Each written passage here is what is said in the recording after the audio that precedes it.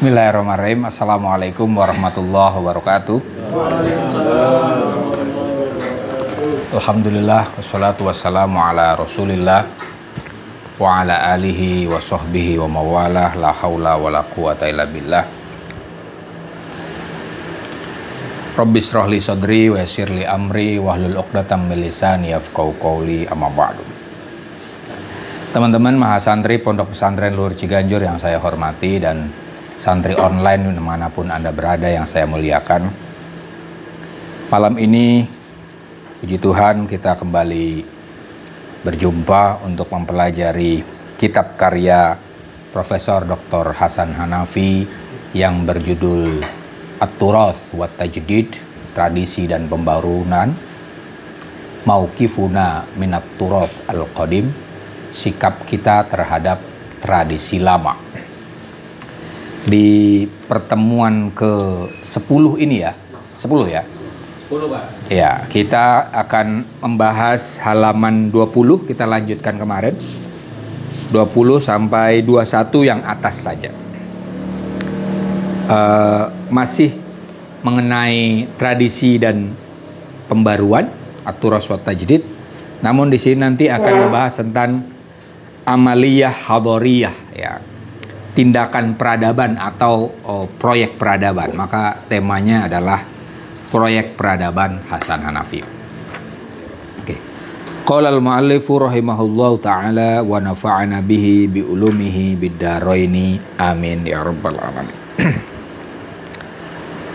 Fahiya ay qadiyatut turathi wat tajdid idan muskilatun waqi'iyatun tabda'u bimu'tin waqi'iyyin. Perkara tradisi dan pembaruan dengan demikian adalah persoalan realistis yang bermula dengan pemberi realitas. Di pertemuan awal kita mendapatkan teks Hanafi tentang definisi tradisi. Ya. Salah satu definisinya adalah mu'til hadir. Tradisi adalah sesuatu yang memberikan sesuatu kepada kekinian. Tradisi dan pembaruan itu di kalimat ini dinyatakan oleh Hanafi bukan semata-mata persoalan tradisi, tapi persoalan realitas yang dikaji oleh pelaku proyek pemikiran tradisi dan pembaruan adalah realitas, bukan hanya tradisi. Yang diurusi bukan masa lalu, yang diurusi bukan teks, bukan kitab, tapi realitas. Kenapa? Karena tradisi sudah menjadi realitas. Teks yang terdapat di tradisi pun sudah menjadi realitas. Nah, kemudian apa? Permulaannya dari mana? Ini seperti mengacu kepada teks yang awal di buku ini, yaitu tabda'u bimu'tin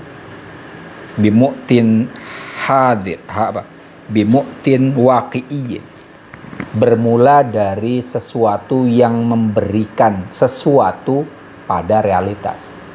Artinya proyek pemikiran tradisi dan pembaruan selain merupakan persoalan realitas, dia bermula dari tradisi.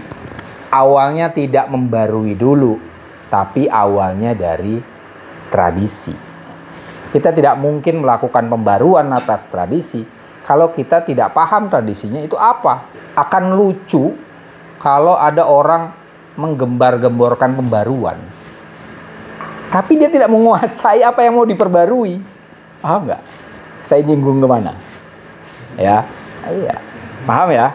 Ada kan sekelompok di kita, di Indonesia maupun di luar negeri ada itu. Wah, kita yang penting tajdid, pembaruan. Yang dibarui apa? Tradisi. Oke. Tapi kemudian apa yang dilakukan? Kembali ke Al-Quran dan Sunnah gitu. Sementara kajian tentang Al-Quran dan Sunnah itu sudah ada tradisinya yang panjang. Kalau kita tiba-tiba ujuk-ujuk mengkaji Al-Quran dan Sunnah tanpa melihat tradisi yang sudah terbentuk dalam kajian dua hal itu, pasti akan diketawain oleh orang-orang yang kajinya udah panjang, ya kan? Sama dengan orang-orang yang ini meneliti sesuatu tapi tidak membaca penelitian sebelum itu, tinjauan pustaka, ya. Sama dalam mengkaji Islam pun itu sebenarnya yang kita lakukan di NU itu sesuai dengan kajian ilmiah loh mas, sesuai banget.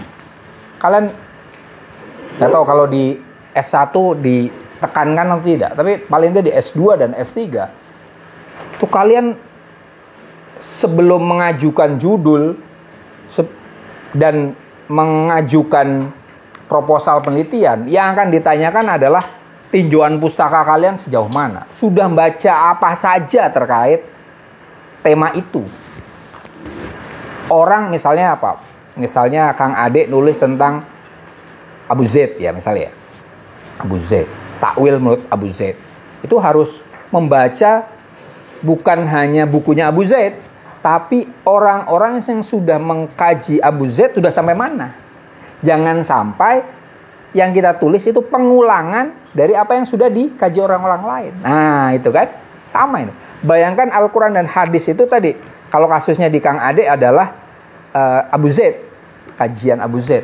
Akan lucu kalau tiba-tiba, saya kembali ke teks asli. Oke. Tapi ternyata yang diomongin lu ini udah diomongin orang sebelumnya ini, gitu loh mas. Dan kalian akan ketemu satu kelompok muslim yang ngaku melakukan tajdid tapi tidak menguasai tradisi, itu hasil ijtihadnya dalam tanda kutip, fatwanya itu mentah sekali mas. Kalian bisa lihat loh, googling itu.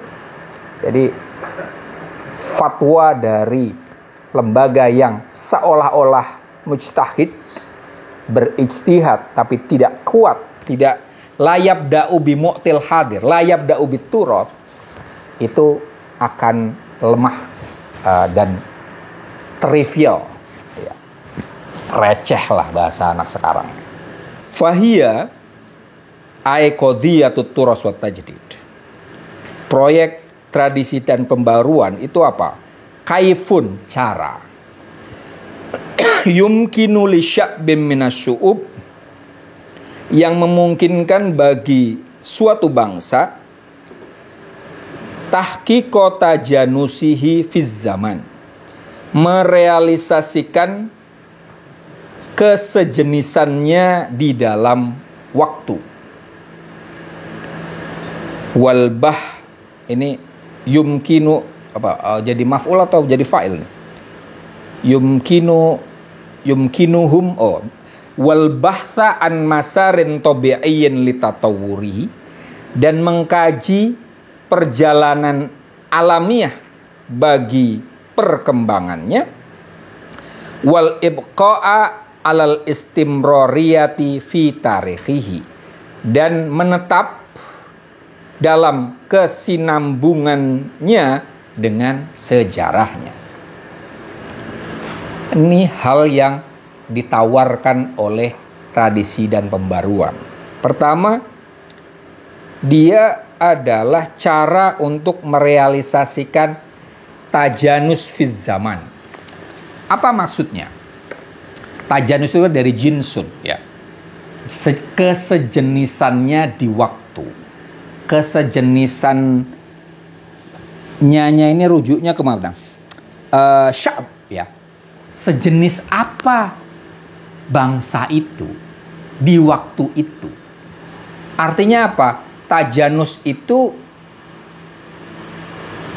fiz zaman itu konsep untuk melihat sesuatu dalam konteksnya, konteks kezamanannya. satu bangsa ini sejenis apa di zamannya. Mungkin kayak di dunia sekarang ada negara maju, ya kan? Apalagi negara berkembang, negara gagal, ya kan? Nah, itu tadi. Sejenis apa nih bangsa? Ini negara ya maju biasanya negara pertama ya. Negara kita apa? Negara dunia ketiga, kita sebut dunia ketiga kan? Dunia ketiga. Nah, itu. Nah, sejenis apa kita? Nah, tradisi dan pembaruan itu memungkinkan suatu bangsa pertama mengidentifikasi dulu. Saat ini sejenis apa bangsa kita? Kedua, kalau kita sudah tahu jenis kita apa dan seharusnya larinya kemana, artinya mengidentifikasi dasein dan dasolen. Kenyataannya bangsa kita itu sekarang levelnya di mana? Itu kan dasein ya, kenyataannya. Tapi kemudian juga perlu dipikirkan, karena ketika kita mengidentifikasi diri sendiri atau sesuatu, itu kan kita bisa membandingkan dengan yang lain. Dan ini seharusnya sampai mana? Dasolennya.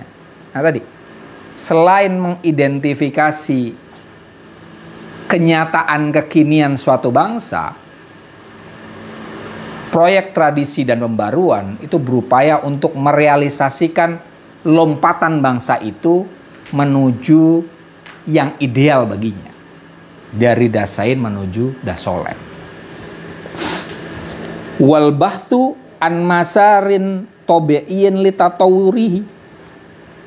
Tradisi dan pembaruan juga memungkinkan suatu bangsa untuk mengkaji jalan natural perkembangannya. Sudah tahu nih, daseinnya kayak gini. Kenyataan bangsa kita X lah ya, negara berkembang misalnya. Nah, dengan penelitian lebih lanjut, tinjauan lebih lanjut, paling tidak melalui tinjauan atas tradisi dan pembaruan, kita juga akan bisa mengetahui ini jalur untuk melewati dasein sekarang itu kemana. Kalau Indonesia misalnya kondisinya sekarang apa nih daseinnya? Nepotisme kuat lagi ya. Dinasti katanya gitu. Oligarki itu jelas. Kita ada kan kerajaan bukan kerajaan. Negara versi Plato itu kan ada 4 ya. Demokrasi, oligarki, demokrasi, nanti despotisme. Ada 4 itu. Kita itu secara permukaan, dohirian, demokratis kan. Kita pemilu dan seterusnya demokratis. Tapi hakikian, apakah suara rakyat suara Tuhan? Apakah demokrasi yang kita jalankan itu dari rakyat, untuk rakyat, oleh rakyat? Apakah DPR yang kita pilih itu sungguh-sungguh wakil kita? Kan? Pada prakteknya nanti kalau kita ketemu anggota DPR, paling tidak periode yang sekarang masih ada, mereka lebih mengikuti keinginan kita atau mengikuti apa kata pimpinan partai mereka? Pimpinan partai. Artinya bukan demokrasi kita. Kalau beberapa mahasiswa dan aktivis bilang kita ada oligarki, betul sekali. Oligarki itu kan kepemimpinan orang, kelompok orang. Dan dia yang menentukan hitam putihnya kita. Tiba-tiba ada 3 paslon yang kemarin yang harus kita pilih. Itu dari mana tuh ujuk-ujuk 3 paslon itu? Kan itu otak-atik gatuk. Elit-elit kan? Ya kan? Itu tadi, oligarki. Nah, nauzubillah, kita sampai ke taraf yang ketiga, despotisme. Itu kekuatannya benar-benar raja. Negara kontemporer ada kok yang model-model despot gitu ya. Kalau sekarang paling tidak Rusia, Putin itu kan Putin itu kan dia presiden, nanti perdana menteri, presiden lagi, sampai modar itu akan jadi penguasa Rusia. Turki juga sama. Turki itu kuat sekali. Indonesia alhamdulillah lah kita dibatasi 10 tahun ya. Walaupun bisa nambah lagi dengan anaknya. Iya jadi politik. Senggol Pak D. Tadi kalau kita oke lah, tapi ada hal legasi bagus dari Pak Jokowi, yaitu terlepas hilirisasi masih kurang ya, masih banyak kelemahan, tapi itu sebenarnya suatu upaya untuk bergerak maju. Awalnya kita cenderung menjual barang-barang SDA mentah kan, tapi kemudian jangan dong, sebaiknya diolah dulu, minimal setengah jadi, kalau bisa benar-benar jadi baru kita jual ya. Nah, hal itu sebagai inisiasi awal bagus ya. Artinya kita di titik tertentu sebenarnya on the track ya. Legasinya Pak Jokowi banyak yang bagus. Infrastruktur itu sebenarnya legasi yang bagus. Orang-orang kemana-mana jadi lebih dekat dan seterusnya ya. Adalah yang kita tuju adalah paling tidak tahun 2045 ya, 1 abad Indonesia ya, benar ya, itu kita menjadi Indonesia emas. Oke lah, tapi jalur kesananya piye nih, kondisinya kayak gini kita nggak tahu nih ya. Yang jelas kalau saya pernah ditanya itu tentang pemimpin nasional ya. Kalau tema saya begini, kalau presiden kita itu sesuai harapan kita, ya alhamdulillah ya. Alhamdulillah kita akan hidup dalam kondisi yang sesuai harapan kita. Tapi kalau kitanya dalam hal ini saya kaum intelektual, kaum cendekiawan, aktivis dalam pengertian itu ya. Ya mahasiswa juga sama. Kalau presiden yang kita pilih sesuai dengan cara berpikir kaum akademisi, ya alhamdulillah ya. Artinya kita dalam kondisi yang ideal. Tapi kalau tidak, apakah kita akan mengeluh? Enggak juga, Mas. Itu adalah momen di mana kita turun lagi ke jalan. Itu adalah momen di mana kita bisa nulis lagi gitu. Saya selama Pak Jokowi berkuasa, itu saya nggak nulis di koran, Mas. Dulu zamannya Pak SBY masih presiden, saya rajin nulis di koran, Mas. Di koran Tempo, di Tempo itu saya rajin. Pikiran Pak Jokowi saya kayak mati itu. Mau kritik apa ya? Nah, ini kalau ini presiden baru kelihatannya akan nulis lagi. Akan nulis lagi. Ya, tadi. Jadi tetap bersyukur itu, Mas. Kalau presidennya sesuai harapan, alhamdulillah kita damai gitu. Kalau nggak sesuai harapan, nulis lagi. Jadi aktivis lagi gitu. Demo lagi gitu kan. Ya gitulah. Tradisi dan pembaruan bisa memberi kita jalur menuju perkembangan. Wal ibqa alal istimroriyah fitarihi, dan tetap dalam kesinambungan dengan sejarahnya. Sejarahnya itu tidak putus, tidak rapture. Kita seharusnya memang apa yang dikatakan Pak Jokowi ada betulnya. Kita itu harus ningkat. Kalau tadinya TK sebagai bangsa ya, TK, SD, SMP terus sampai doktor kalau bisa. Gitu. Jangan sampai kita udah naik nih. Taruhlah zaman Pak Jokowi itu levelnya udah apa ya? SMP atau SMA taruhlah. Kemudian turun lagi ke SD lagi, mulai dari nol. Itu kita ampun-ampunan sebagai bangsa. Nah, diharapkan ada kesinambungan semacam itu. Jangan ada rupture, kita mulai dari nol lagi, kacau balau. Kita nggak akan beres-beres ya. Qadiyatut turas wa tajdid idan hiya qadiyatut tajanus al-hadari. Persoalan tradisi dan pembaruan dengan demikian adalah persoalan kesejenisan peradaban li sya'bin minas syu'ub, bagi suatu bangsa. Tadi sudah saya jelaskan ya. Tajanus al-hadari atau at-tajanus fiz zaman ya. Kita seharusnya bangsa ini kan seharusnya beradab, tapi peradaban kita itu sudah selevel apa? Maka tradisi dan pembaruan itu mengidentifikasi tentang level peradaban suatu bangsa. Kita di level apa dan kita harusnya loncat menuju mana gitu. Falayakni intiqalu sya'bim ma mim marhalatin ila ukhra hudutsu qat'in au infisolin hadoriyin. Transformasi suatu bangsa dari suatu fase ke fase lain tidak berarti terjadinya kotak, rupture, keterputusan, au infisolin hadoriyin, atau keterlepasan peradaban. Bal yakni istimrarul hadarah walakin ala asasin jadidin min ihtiyajatil asri. Sebaliknya, transformasi satu bangsa dari fase ke fase lain adalah istimrar, kesinambungan peradaban, istimrarul hadarah. Lakin ala asasin jadid, tapi dengan asas baru sesuai dengan hajat kekinian, sesuai dengan kebutuhan kekinian. Satu bangsa seharusnya berpindah dari satu fase ke fase yang lain.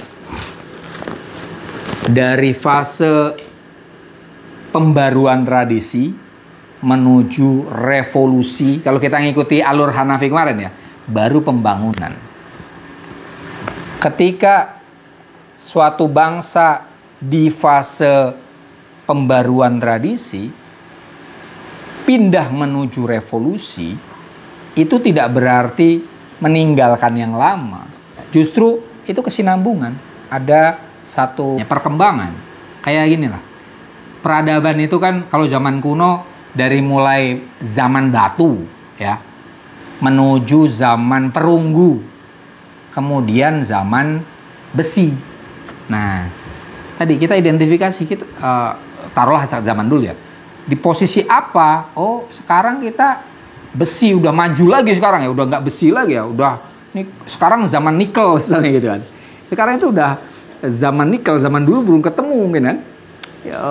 Nikel untuk buat baterai handphone, baterai apa, mobil listrik semacam itu. Kita sudah sampai zaman itu. Nah, tadi itu bukan ingkitok, bukan meninggalkan yang lampau, justru berusaha untuk mendorong ke depan. Yang lama itu tetap kita bawa. Cuman ini ada kondisi yang baru sesuai dengan kondisi kekinian, sesuai dengan kebutuhan kekinian. Qadiyatut turathi wat tajdid hiya idzan al-kafilah.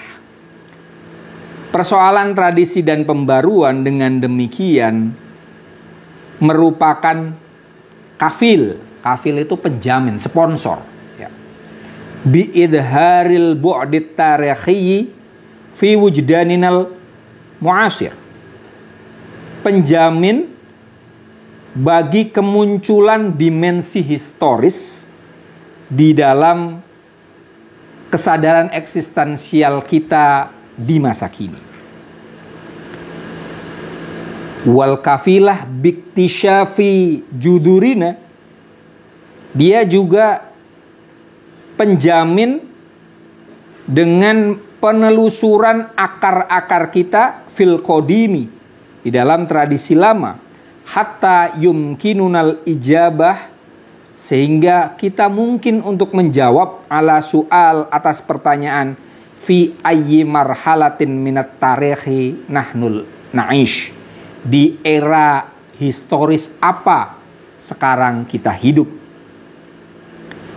Wa hatta na'uda ila tatawurinal hadari at-tabi'i, sampai kita kembali ke perkembangan peradaban kita secara alami. Tradisi dan pembaruan dinyatakan di sini bisa menjamin kemunculan dimensi historis. ada tulisan Hanafi. Hanafi menulis tentang mahwal falsafah di buku dia yang berjudul Ad-Din wa Thawrah, jilid 1 kalau nggak salah. Iya, jilid 1. Definisi dia salah satunya adalah filsafat adalah 3 kesadaran. Pertama, wa'yu dzat, kesadaran diri. Kedua, wa'yul jama'i, kesadaran sosial. Ketiga adalah wa'yun bitarikh, kesadaran historis. Kesadaran historis itu penting. Kita itu sekarang di era apa? Fi ayyi marhalatin minat tarikh na'ishul an. Kalau kita tidak menyadari di era apa, ya kita kacau. Balik lagi. Contoh kita di NU lah. Fi ayyi marhalatin minat tarikh nahnu na'ishul an. Itu harus jelas itu. Ya, oke, kita mulai dari zaman Gus Dur lah ya. Gus Dur legasinya apa? Menyiapkan generasi muda, generasi NU yang siap terjun memasuki bidang apapun. Zaman dulu sebelum Gus Dur itu NU repot ketika dapat posisi tertentu. Kita paling banter kalaupun dapat suatu departemen atau kementerian, Kemenak aja, ya kan? Suruh ngisi departemen lain agak bingung. Misalnya Iptek itu kita bingung. Pertanian nggak punya insinyur, misalnya gitu ya zaman itu. Kalau suruh ngaji, suruh itu jagoan kita, ya kan? Kemenak. Gus Dur legasinya adalah menyiapkan generasi muda NU yang bisa masuk kemana saja. Sekarang kalian kalau ketemu ya tokoh-tokoh NU sekarang ini kan rata-rata anak didiknya Gus Dur. Itu legasinya Gus Dur. Gus Dur kemudian diganti oleh almarhum Kiai Haji Hasyim Musyadi. Tadi saya bilang, legasi beliau adalah ini NU sudah hebat di dalam, sudah kuat. Tapi ke dunia masih kurang nih. Oke, Gus Dur dikenal di dunia, tapi sebagai NU-nya belum. Maka yang dilakukan oleh Kiai Hasyim Musyadi adalah meresmikan PCI. Termasuk di Mesir itu PCI-nya paling kuat, nggak tahu kalau zaman sekarang. Zaman saya masih di Mesir itu yang paling kuat betul adalah di Mesir. Sekarang banyak kan, sampai ada di Jerman, di Belanda, di Korea, di Jepang, banyak. PCI itu kuat. Sekarang akhirnya Gus Durian juga ada di Mesir. Padahal saya sempat diundang tuh. Iya. Iya. Legasinya kemudian Kiai Hasyim Musyadi diganti oleh Kiai Said Agil Siraj, Profesor Dr. Kiai Haji Agil Siraj.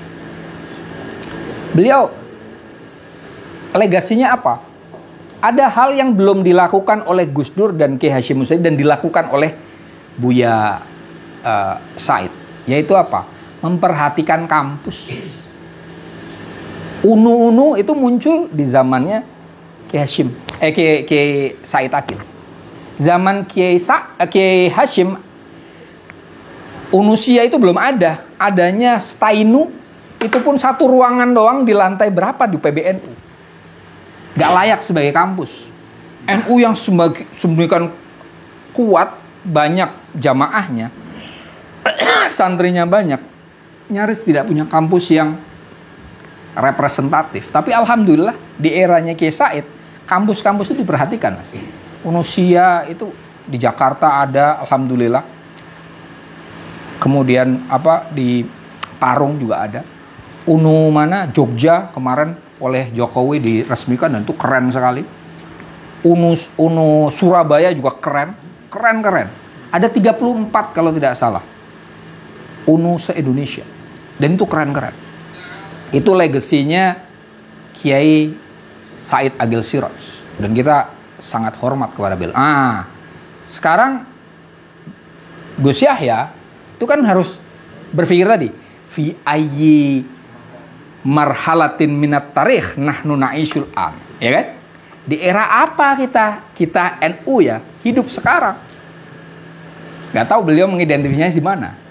Tapi harapan kita, beliau akan menghasilkan legacy yang bisa disebut seperti tadi saya nyebut dari Gus Dur sampai Kiai Said. Apa yang belum perhatikan misalnya ekonomi kita barangkali ya. Jangan sampai orang NU hanya bikin proposal gitu-gitu ya. Tapi kita sudah mulai ngasih proposal misalnya gitu. PR-nya saya tidak tahu beliau mikirnya sampai mana ya. Internasionalisasi NU mungkin iya ya. Salah satu yang beliau lakukan adalah yang saya terlibat itu R20 ya, mendirikan R20, G20, kemudian beliau melakukan R20. Itu bagus juga. Tapi internasionalisasi NU secara institusi yang melibatkan agama lain dan organisasi lain, nah itu oke. Ya. Mungkin itu salah satu legacy beliau ya, yang bisa kita lihat sekarang. Ya. Hal lain yang masih jadi PR NU itu apa? NU itu sebagai organisasi besar itu tapi tidak satu komando loh. Ya. Contohnya misalnya di Bahsul Masail lah, Kang Ade Masail kan barang-barang di LBM ya. Putusan LBM PWNU manapun bisa kita gugat kan. Bahkan keputusan LBM PBNU pun masih mungkin untuk digugat oleh PC. PC malah bukan lagi PW, ya kan? Artinya sebagai organisasi kita itu sangat cair, mungkin karena gambar tali jagatnya NU itu selalu ini ya, tidak terlalu kenceng kan. Jadi manajerisasi memanage NU itu susah. Itu bayangkan kalau NU itu bisa satu komando, dahsyat sekali loh itu. Kan? Kayak pendidikan saya Ma'arif NU. Saya Ma'arif nama saya. Saya di kampung saya juga orang tua saya bikin sekolahan dari TK sampai SMA itu dari Ma'arif NU juga. Cuman paling tidak kita di Jakarta ini sejauh mana sekolah punya NU itu kuat. Kan agak sulit loh. Nyari pesantren untuk anak SD milik NU itu di Jakarta nggak ada.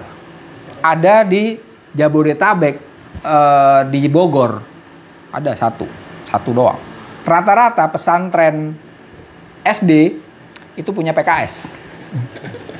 Iya. SD yang bagus itu punya mereka. Kita enggak tahu. Semoga ini SD ini bagus, semoga. Iya, SD gurunya di sini ya banyak ya. Kita berharap kita punya sekolah NU yang kuat gitu loh. Karena kita membutuhkan itu. Saya udah jadi bapak itu mendambakan sekolah NU yang bonafit gitu loh. Yang keren gitu. Dan kalau bisa jangan mahal-mahal.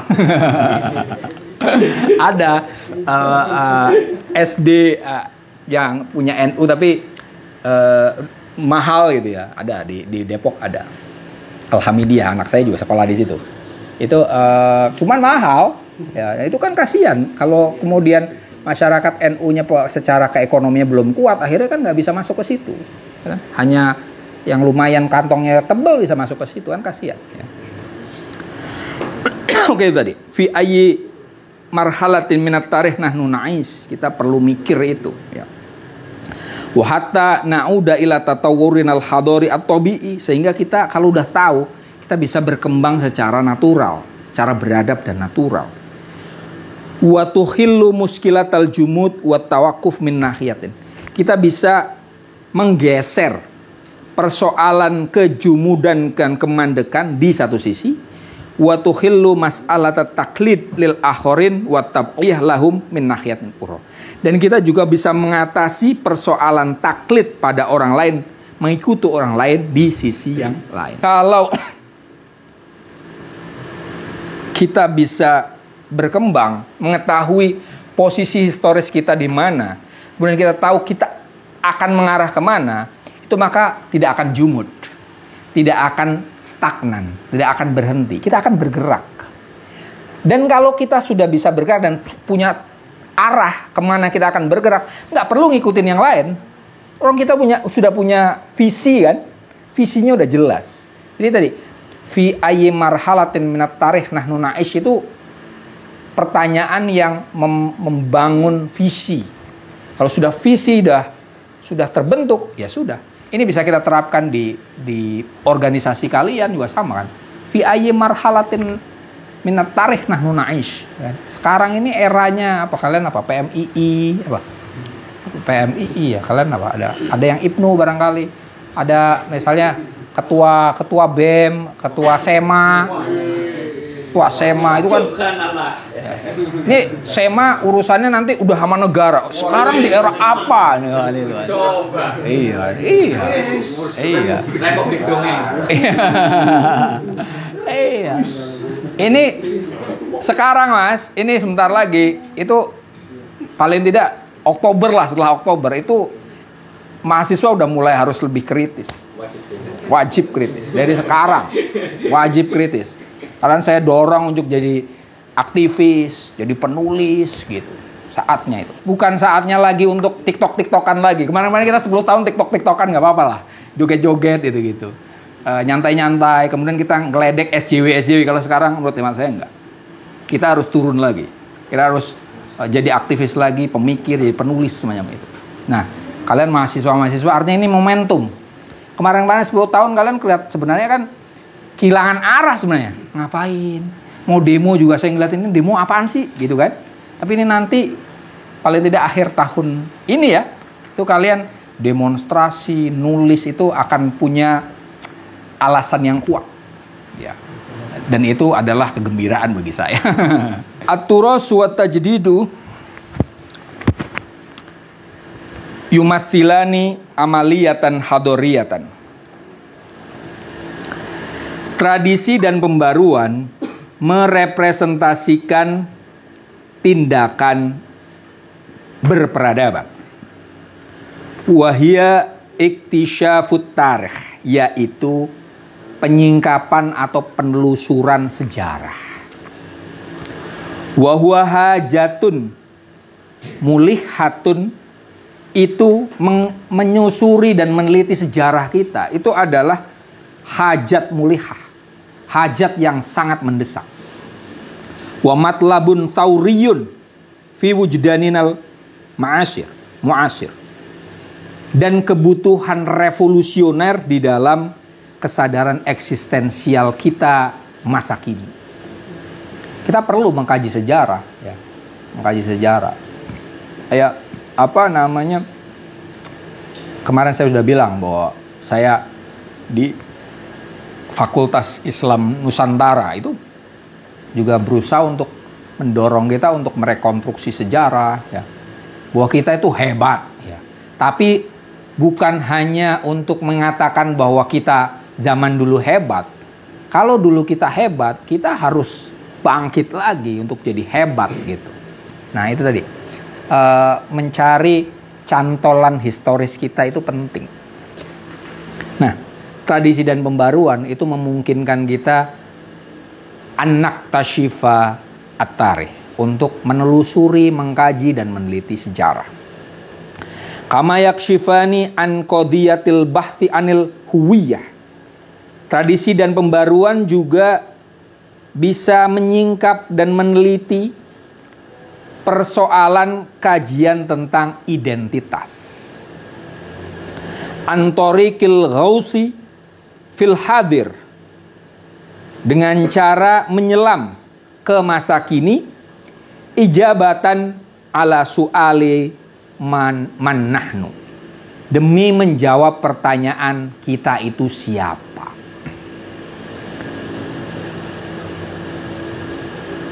Hal kedua yang bisa dihadirkan oleh tradisi dan pembaruan adalah membantu kita untuk mengenal diri. Who am I? Kalau tidak mengenal diri, baik individu mau apalagi suatu bangsa, itu kasihan. Terombang-ambing, ikut kemana gitu. Kita ini orang apa? Kita muslim kita itu muslim Islam itu dari Arab. Akhirnya kalau kita tidak kenal who am I, ya, itu kita akhirnya akan tercerabut Mas dari kedirian kita dan kesejarahan kita. Seolah-olah jadi Arab itu harus pakai jubah, pakai udeng-udeng turban, harus jenggotan putih-putih. No, ya kan? Tadi manahnu pakai cadar. Oke lah, kalau kemarin kita ada COVID oke ya. Tapi cadar sehari-hari bukan demi untuk mengantisipasi debu dan seterusnya, yang dianggap sebagai sesuatu yang tabudi itu ahistoris dengan kita. Kita pakai pakaian hitam-hitam, gombrong-gombrong misalnya perempuannya ya. Itu ya berarti nggak kenal dirinya gitu loh, Mas. Kita bisa tetap menjadi Islam, Muslim dengan pakaian yang seperti yang kita pakai peci, pakai sarung, pakai koko, pakai batik, pakai kaos, nyantai gitu ya. Dan kenapa? Kayak kita orang NU kan nyantai ya. Ya, soal identitas kita nggak ada masalah kan. Ngaji pakai pakai kaos pun nggak ada masalah, ya kan? Mau pakai peci nggak pakai peci, never mind, ya kan? Karena apa? Kita udah beyond hal-hal yang dohiri, ya kan? Udah melampaui itu semua. Ya, itu tadi. Karena kita udah kenal diri kita. Saya udah mengenal kalian, dan kalian juga udah mengenal diri kalian.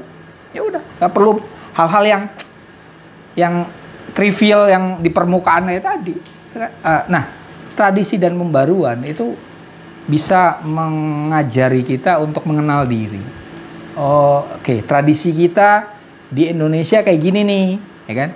Ada yang perlu diperbarui. Oke, contohnya misalnya gini. Zaman Wali Songo itu untuk berdakwah Wali Songo menggunakan wayang. Ya, wayang. Kenapa pakai wayang dan tembang-tembang? Karena saat itu wayang dan tembang-tembang dan wayangnya ceritanya Ramayana dan Mahabharata itu disukai oleh masyarakat. Kita mengenal itu, tapi kita perlu ada pembaruan juga. Apakah saat ini kalau kita mau berdakwah perlu pakai wayang lagi? Nggak perlu, ya kan? Karena anak muda sekarang mungkin nggak begitu suka. Ya, apa sih cerita gitu ya? Saya aja sampai kepo, Mas. Kenapa? Kok bisa ya? Bapak-bapak kita, kakek-kakek kita nonton wayang yang ceritanya itu aja. Kalian pernah mikir nggak? Gitu. Coba, wayang itu ceritanya Mahabharata kalau nggak Ramayana. Yang kita tahu endingnya kan, perang Bratayuda, nanti ada tokohnya itu aja. Sebagai anak muda dan kemudian ngelihat, biasanya kita nonton bioskop, nonton film itu kan ceritanya beragam kan pasti kok bisa sih selama berabad-abad nonton yang hal yang sama. Tapi saya ketemu jawabannya gara-gara ini, Mas. Ternyata terutama Mahabharata ya. Saya sukanya Mahabharata, orang Ramayana nggak begitu. Itu karakter masing-masing orangnya itu ceritanya panjang. Dan itu kompleks, keren gitu. Oke. Mungkin ya hampir kayak zaman sekarangnya inilah Marvel lah. Marvel Universe lah gitu. Marvel Universe. Nah itu tadi. Yang ingin saya katakan, tradisi dan pembaruan itu bisa mengidentifikasi siapa kita, juga mengidentifikasi tradisi kita zaman dulu seperti apa, dan kita juga bisa melihat apakah yang zaman dulu ini perlu kita bawa ke masa kini secara geluntungan, secara utuh seperti zaman dulu. Nah, ada kalanya tidak perlu, makanya perlu tajdid, pembaruan. Ya. Tapi apa? Bungkusnya mungkin beda, esensinya sama. Apa esensinya? Budaya, ya kan? Sunan Kalijaga itu berdakwah menggunakan budaya. Nah, itu budayanya apa? Ya sesuai zaman sekarang. Mungkin kalian ngeband, mungkin ya, bikin apapun lah, bikin konten-konten dan seterusnya, sesuai dengan zamannya. Waktisyafun annal hadiro, dan penyingkapan bahwa masa kini ma huwa illa tarokumatin lil madi, tidak lebih dari akumulasi masa lalu bil idhofah ila waqi'in jadid, ditambah dengan realitas yang baru. Huwa nafsuhu, masa kini itu sendiri, natijatun lidiya'il jihadil qadimi, dari hilangnya kesungguhan masa lampau. Ini perlu penafsiran ulang soal ini. Yang pertama, yang awal mudah, bahwa masa kini adalah akumulasi dari masa lampau. Betul ya? Kondisi kita saat ini adalah kumpulan dari apa yang kita lakukan masa lalu dulu ya. Misalnya Mas Faik kemudian kuliah S2-nya filsafat lagi, walaupun nggak dilanjutkan sepertinya. Lanjut ya? Lanjut ya. Itu karena ada tarokum, ada akumulasi. S1-nya dia filsafat, maka S2-nya filsafat. Tapi itu mungkin juga, kenapa dia S1-nya ngambil filsafat? Itu pasti ada, dia tarokum minal madi juga. Dulunya apa nih? Banyak ngelamun barangkali, ya kan? Pengen ketemu Aji. Iya. Iya.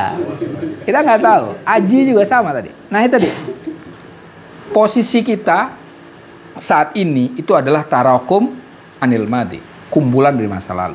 Makanya untuk melihat seorang saat ini, ya kita perlu melihat masa lampau kita ya. Masa depan kita bisa dilihat sekarang nih. Sebagaimana masa kini kita bisa dilihat dari masa lalu. Bil idhofah ila waqin jadid. Tadi masa kini itu tambahan dari masa lalu dan realitas kekinian. Oke, kita paham. Nah, ini yang menarik. Huwa nafsuhu natijatun lidhiya'il jihadil qadim. Masa kini itu juga hasil dari hilangnya kesungguhan masa lampau. Keterangannya di bawah. Wa takhallufu qad yakunu natijatan lidhiya'in nadratil ilmiyatil hadoriyatil qadimati. Ketertinggalan suatu bangsa qad yakunu kadang terjadi ketertinggalan itu natijatan lidhiya'in nadrah ilmiyah hadoriyah al-qadimah, akibat dari hilangnya pandangan ilmiah yang beradab di masa lalu. Suatu bangsa bisa tertinggal saat ini itu gara-gara apa? Kajian ilmiahnya itu hilang atau tidak berlanjut. Contoh ya, misalnya Hanafi kan orang Mesir. Mesir itu dahsyat loh. Zaman dulu, zaman Fir'aun, ya. Betul lah. Kalian kalau paling tidak lihat di internet lah, ngelihat tentang peradaban Mesir kuno itu dahsyat sekali loh. Dahsyat sekali. Piramida itu Mas terbangun dari kumpulan batu yang satu batunya sebesar ruangan ini Mas. Dan itu ada ribuan sampai menjulang seperti gunung segini. Zaman itu belum ada traktor. Gimana ini ngangkat ke atasnya? Tuh, sampai sekarang kan orang berpikir tuh, ini gimana orang Mesir membuatnya? Ada yang bilang itu, kalau transformer bilang dibikin oleh robot ya, transformer kan? Iya. Konon dibuat oleh alien dan seterusnya. Yang jadi persoalan adalah peradaban Mesir kuno yang sedemikian hebat ditambah peradaban Alexandria yang sedemikian hebat juga di era Archimedes paling tidak. Itu kok bisa hilang? Kok bisa-bisanya Mesir dijajah oleh Napoleon Bonaparte Prancis abad ke-19? Itu kan? Nah, dan kemudian mundur itu. Ada pernyataan itu. Apa namanya?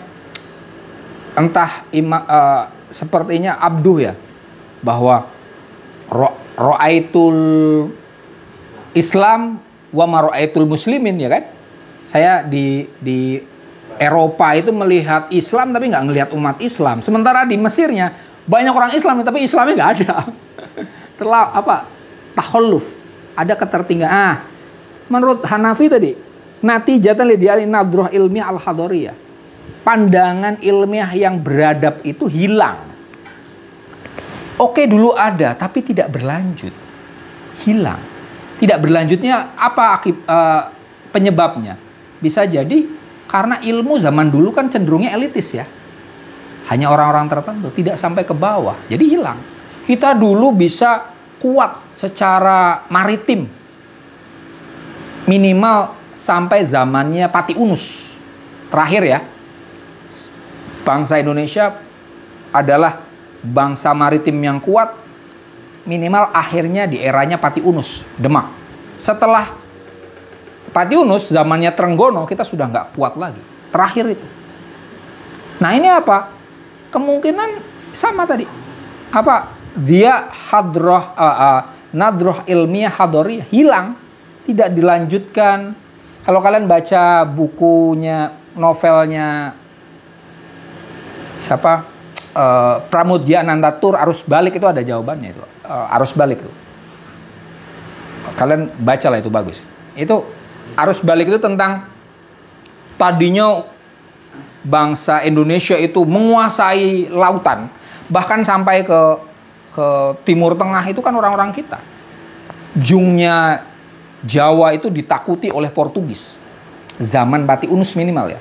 Tapi setelah itu ditinggalkan oleh Trenggono. Ya, raja ketiga Demak, Trenggono, itu lebih mengutamakan angkatan darat daripada angkatan laut. Yang dilakukan adalah perang melawan tetangga-tetangganya. Tentara angkatan laut sudah tidak begitu diperhatikan. Nah, itu hilang. Sebenarnya ketika Pram nulis itu, ya mengkritik Orde Baru. Orde Baru kan sama ya. Zaman Orde Lama, zamannya Soekarno, itu angkatan laut kita hebat loh. Angkatan laut kita hebat. Tapi zamannya Soeharto, angkatan laut kita lemah, yang diperkuat angkatan darat. Nah, kita mulai bangkit angkatan lautnya itu kan mulai Gus Dur. Minimal Panglima TNI itu dirotasi. Tadinya kan angkatan darat melulu. Nah itu. Oke lah, Indonesia belum punya maritim yang kuat, tapi lumayan. Minimal kayak Pak Jokowi bikin apa namanya? Tol laut, misalnya gitu ya, kekuatan maritim. Walaupun masih slogan-slogan lah ya. Belum benar-benar kita rasakan bahwa kita benar-benar kuat. Tapi lumayan. Nah itu tadi. Seharusnya ditingkatkan ya. Bu Susi jadi menteri lagi.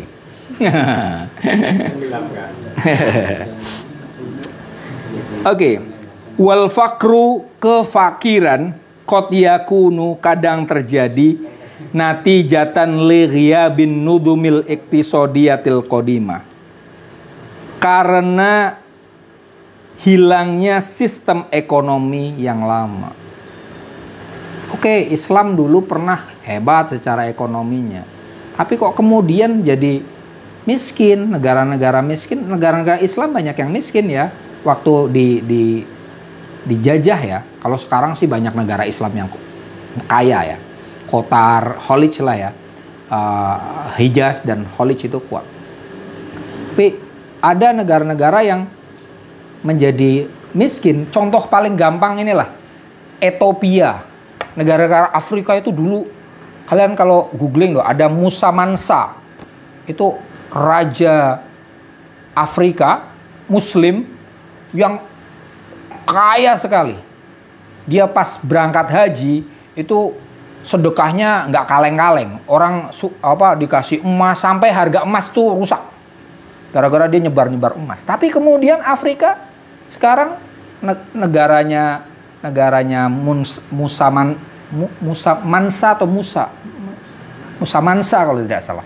Itu sekarang jadi negara yang miskin. Ethiopia itu dulu dahsyat. Ya, Nabi Muhammad saja sempat hijrah ke Ethiopia, Habsyah. Tapi kemudian paling tidak tahun 80-an itu Ethiopia menjadi negara yang gagal dan banyak kelaparan. Ada lagunya tuh, lagunya Iwan Fals kan, Ethiopia, iya itu padahal dulunya hebat. Nah itu kenapa? Karena dia nudum al-iktisodiyah al-qadimah, sistem ekonominya itu buruk. Oke.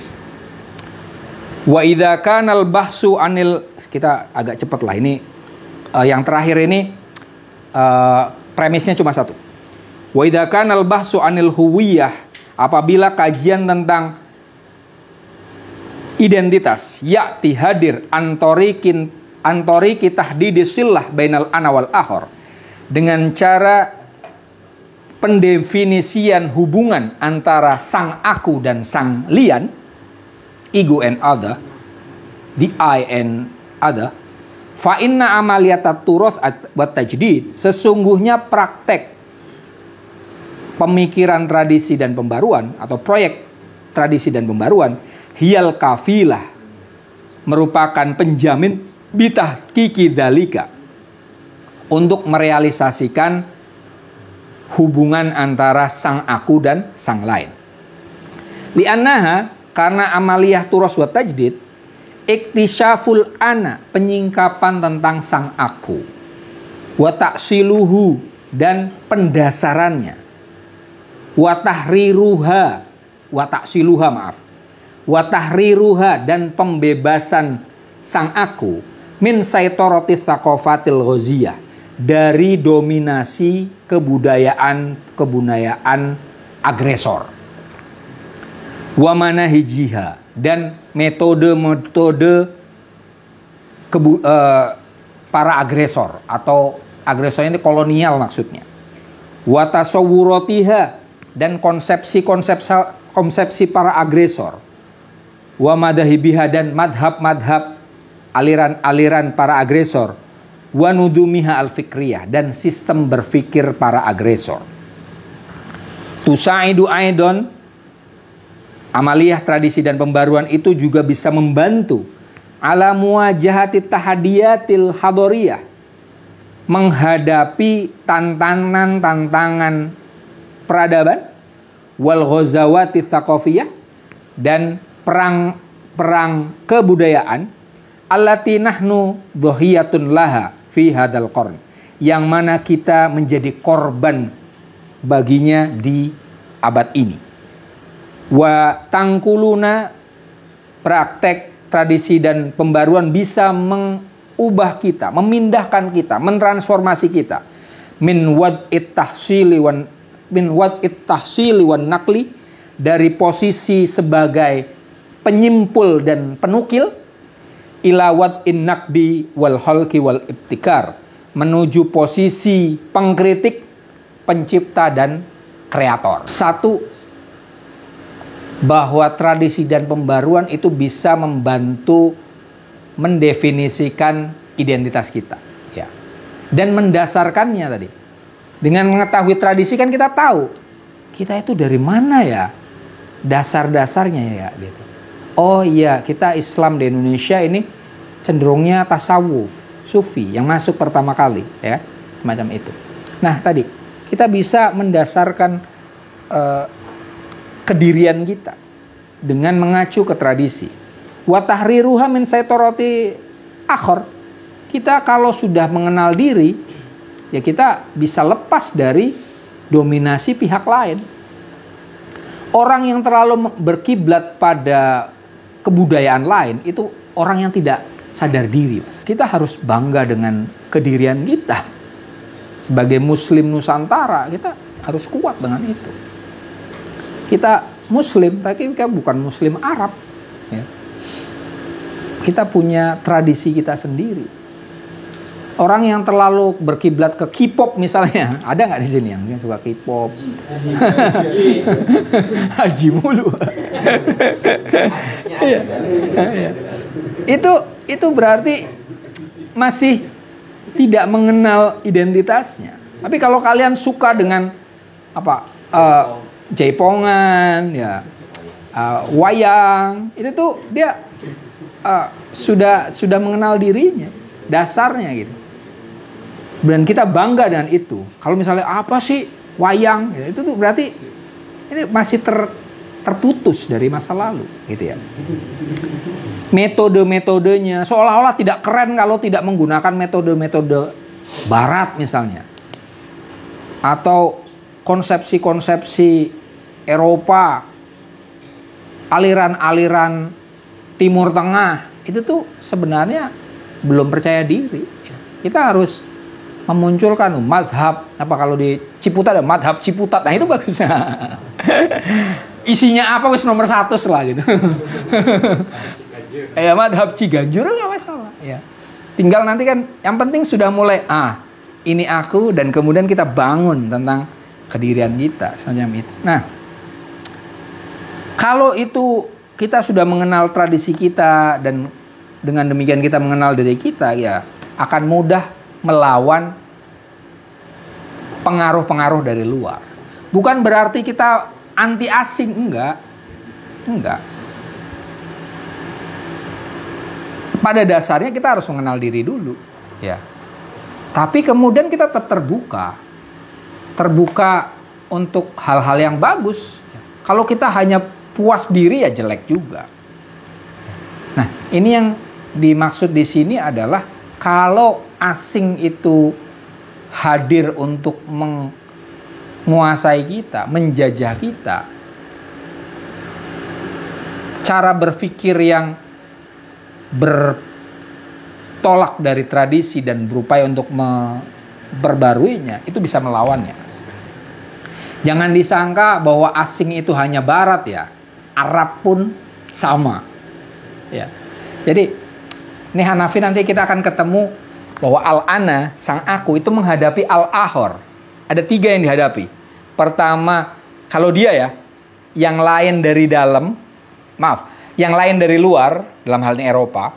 Kemudian masa lalu, artinya yang lain tapi masih bagian dari diri kita dan realitas. Nah, yang jadi pertanyaan adalah, apakah al-ahor kita itu hanya barat? Oh enggak. Apapun yang diimpor ke Indonesia, dalam hal ini budaya, itu adalah ada yang lain. Ya Arab, ya Eropa, India, Korea, Jepang, Cina sama juga. Semua sama. Kita harus berdialog. Bukan artinya kita menolak, enggak. Tapi jangan sampai kita diakuisisi oleh mereka. Kita perlu berdialog. Nah, caranya apa tadi? Mengenal tradisi dan berusaha untuk membaruinya.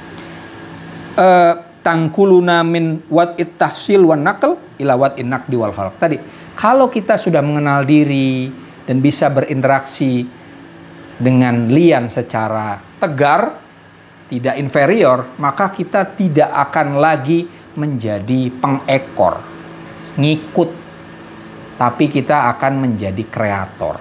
Kita akan mencipta, bukan hanya menjadi follower, tapi menjadi yang diikuti gitu. Dengan kata lain, kita tidak hanya menukil, tapi kita juga akan melakukan kreasi.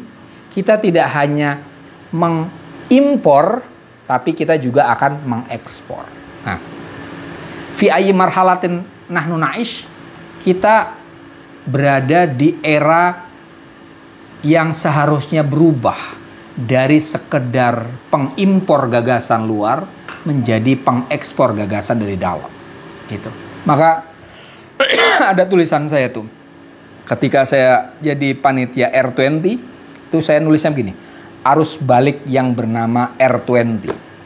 Selama ini sebelum ini kita mengimpor agama dari timur maupun dari barat. Ya.